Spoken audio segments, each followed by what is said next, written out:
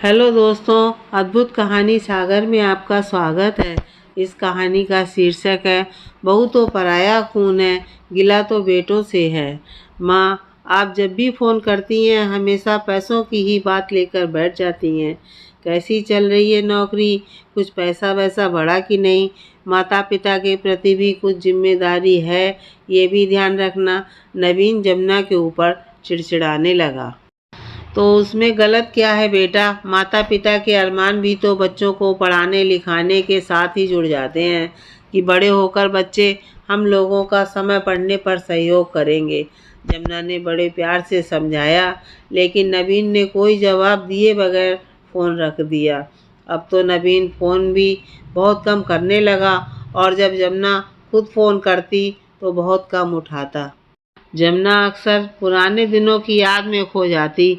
रघुनाथ की छोटी सी परचून की दुकान और जमुना 2-4 घरों में खाना बनाने का काम करती, लेकिन अपनी हैसियत से बढ़कर नवीन का ख्याल रखती। गांव से शहर रोज सुबह 8 किलोमीटर साइकिल चलाकर रघुनाथ भेजने आते और शाम को फिर 8 किलोमीटर चलाकर उसको वापस लेकर आते, और उस समय जमुना दुकान संभालती। अरे रघुनाथ दद्दा, ये गाय कब ले आए? आस पड़ोस के लोगों ने पूछा। अरे भैया, नवीन हमारा पढ़ाई लिखाई में बहुत मेहनत करता है और इतनी मेहनत के लिए घी दूध दही तो चाहिए ही चाहिए, और बाहर का घी दूध तो असली मिलने से रहा, और शौक भी बहुत है उसे घी दूध दही का। लेकिन दद्दा, मेहनत बहुत है जानवर पालने में। अरे, जब नवीन पढ़ लिख कर अफसर बन जाएगा ना, तब सारी मेहनत अपने आप वसूल हो जाएगी। रघुनाथ से आते हुए कहते, नवीन था भी पढ़ने लिखने में होशियार और समय के साथ बहुत बड़ा अफसर भी बन गया। अरे हमारा बबुआ तो कोई बहुत बड़े शहर में अफसर बन गया और जल्दी ही वहाँ नौकरी करने जा रहा है। जमुना और रघुनाथ जो मिलता उसको रोक रोक कर बताते, और खुशी हो भी क्यों ना। एक बहुत ही साधारण परिवार और गांव का बेटा शहर में अफसर बन जाए। जब नवीन नौकरी करने गांव के बाहर जाने लगा तो सारे गांव के लोग उससे मिलने के लिए आते। नवीन बबुआ, जमुना भौजी और रघुनाथ दद्दा ने तुम्हारी खातिर बहुत कष्ट झेले हैं। अपना सुख त्याग कर तुम्हारी खुशी के लिए समझो कुर्बान हुए गए। उनका भूलियो ना। अरे ये भी कोई कहने की बात है? हम अपने माता पिता का बहुत ख्याल रखेंगे। और नवीन शहर चला गया। थोड़े दिनों तक तो सब कुछ बहुत ठीक ठाक रहा। रोज पीसीओ पर बुलाकर माता पिता से बात करता, लेकिन धीरे धीरे शहर पहुंचकर कुछ ऐसा रंग चढ़ा नवीन के कि जैसे शायद कभी गांव में वो रहा ही नहीं। माँ, मेरे बॉस ने मेरे साथ अपनी लड़की की शादी की पेशकश की है। और तेरी मर्जी क्या है? जमुना ने नवीन का मन लेने के लिए पूछा। मैं भी उससे शादी करना चाहता हूँ। तो फिर ठीक है, लगन निकलवा लेते हैं और यहीं गांव आकर शादी हो जाएगी। जमुना ने फिर बेटे की ही खुशी में खुश रहने में भलाई समझी। माँ, वो लोग गांव आकर तो बिल्कुल भी शादी नहीं करेंगे। अरे बबुआ, गांव के सब लोग तुम्हारी शादी के बारे में पूछते हैं। कोई बात नहीं, आप लोग यहाँ आ जाइए।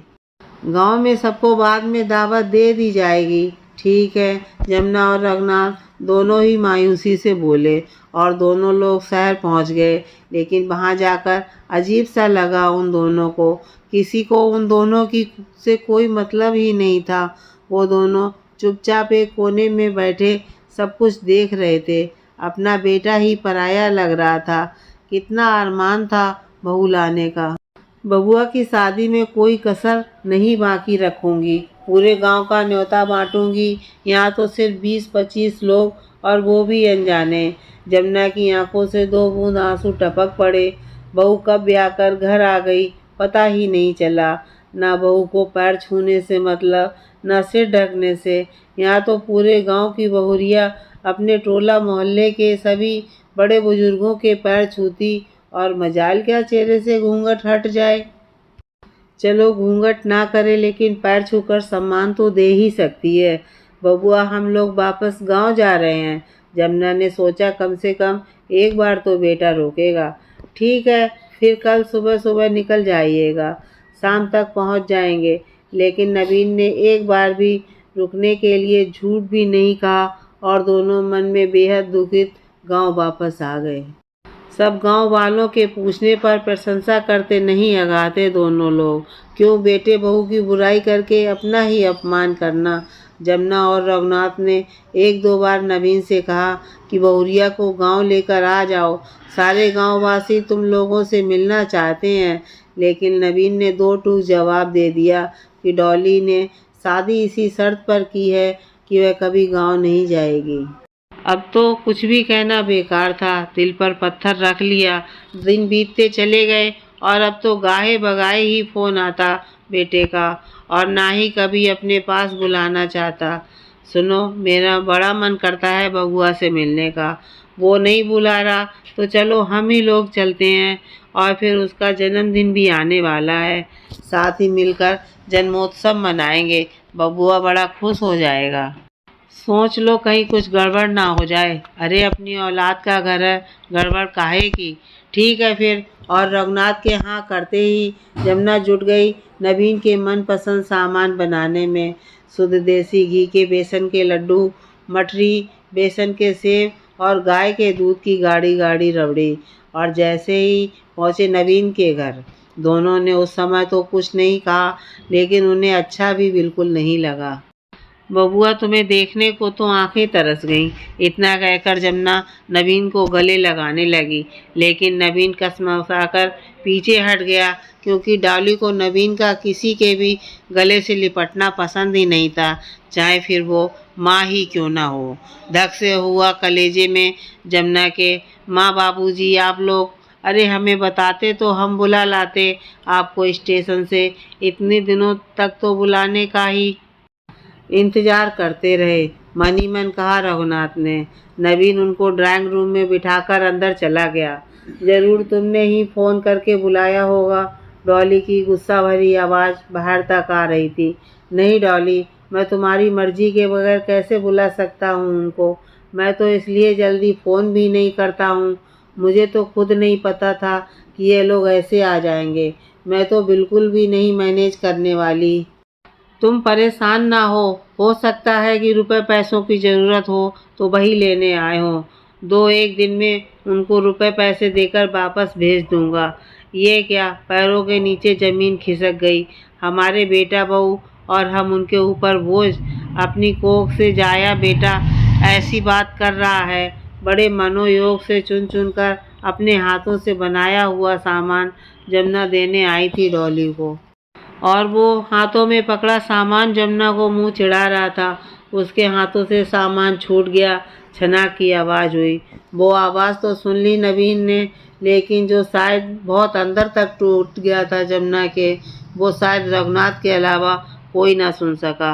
बाहर से रघुनाथ दौड़ कर आए। अरे माँ, आप बाहर ही थी, कोई ज़रूरत थी तो मुझे बुला लेती। नवीन तुरंत बात पलटते हुए बोला। तुझे बुला लेती तो तुम लोगों की सच्चाई कैसे जान पाती। मैं तो तेरे जन्मदिन के लिए अपने हाथों से बने लड्डू, मठरी और तुम्हें देने आई थी, और तुम लोगों की बातें सुनकर पैर ठिठक गए। बेटा, मुझे तुम लोगों के रुपए पैसे नहीं चाहिए। ईश्वर ने हम लोगों को अपने जीवन यापन भर का बहुत दिया है, और गांव में अभी भी इतना प्यार और सम्मान है कि हम लोग अपनी ज़िंदगी वहाँ बहुत आसानी से काट लेंगे। जमुना की आंखों में आंसू और आवाज़ में बेहद दर्द था, और उसकी दर्दनाक आवाज़ सुनकर रघुनाथ भी आंसुओं को आने से रोक न सके। नहीं माँ, ऐसी बात नहीं है, आप गलत समझी हैं। गलत तो बेटा हम लोग पहले समझे थे, लेकिन अब आंखें खुल गई हैं। बेटा, बहू तो पराया खून थी। गिला तो तुझसे है कि तूने हम लोगों के प्यार को ना देखकर ये रुपए पैसों का लालची समझा। आज तूने मेरी कोख की लाज मिटा डाली। सुनिए जी, तुरंत वापस चलिए, मुझे यहाँ एक पल भी नहीं रहना है। जमुना मोह की पट्टी तोड़कर रघुनाथ का हाथ पकड़कर वापस चल पड़ी। इतने बड़े दुख में उसे ये भी याद नहीं रहा कि अभी अभी थोड़ी ही देर पहले इतना लंबा सफ़र तय करके थक चुकी है, और फिर से इतना लंबा सफ़र। लेकिन उन सबकी परवाह न करते हुए लौट पड़ी अपने गांव वालों के पास। नवीन उसको इस तरह जाता हुआ देखकर भी रोकने का साहस न कर सका।